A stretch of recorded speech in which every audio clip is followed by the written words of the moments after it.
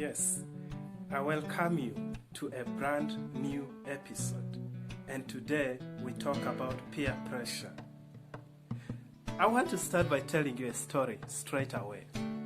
Once upon a time, a group of 5 thieves agreed that they were going to steal some meat.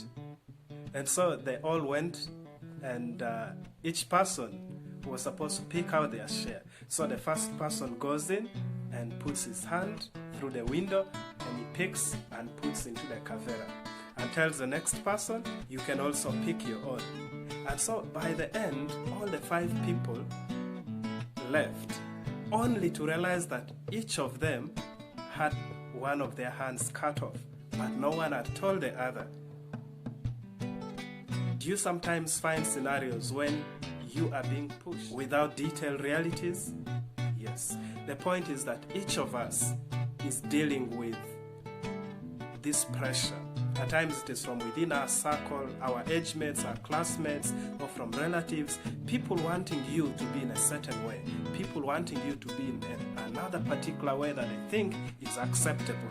And we see this even at times when you go back for our Christmas, reunions in our homes, and there are these questions of, why are you not married up to now? Why don't you have a child up to now?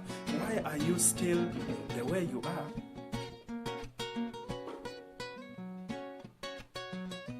The question is, on whose terms is your progress being rated?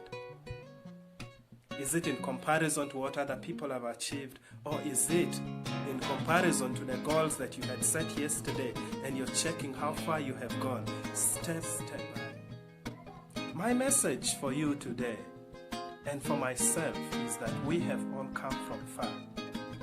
Do you remember those times when it all appeared like you didn't achieve certain things?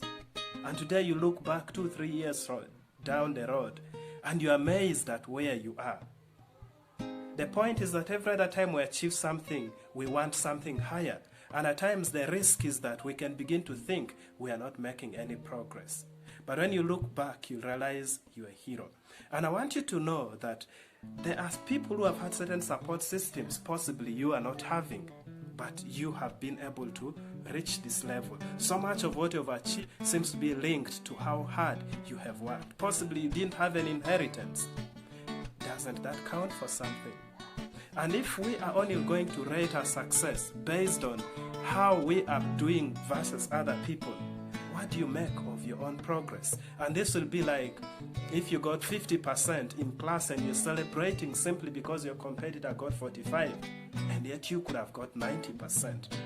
It is an insult to who we are to want to be exactly like other people or operate on their terms. While we encourage that we learn from the success and failures of other people, it should not make our own journey irrelevant. The fact that your age mates have died, have you died too?